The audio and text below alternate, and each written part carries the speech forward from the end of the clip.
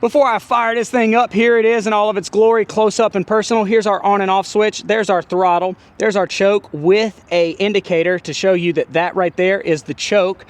And then here's our strap handle. There's our air filter cover, get my shadow out of the way. There's our pull start. Over here, sometimes these caps will get stuck, and I take that tool and I just wedge in there and break them free, and then up here's our fuel pump. So let's fire this thing up. As you guys have been following along, this is the first time I've ever made a cut with this Proyama chainsaw, but now that I'm editing this video, I've used it quite a bit.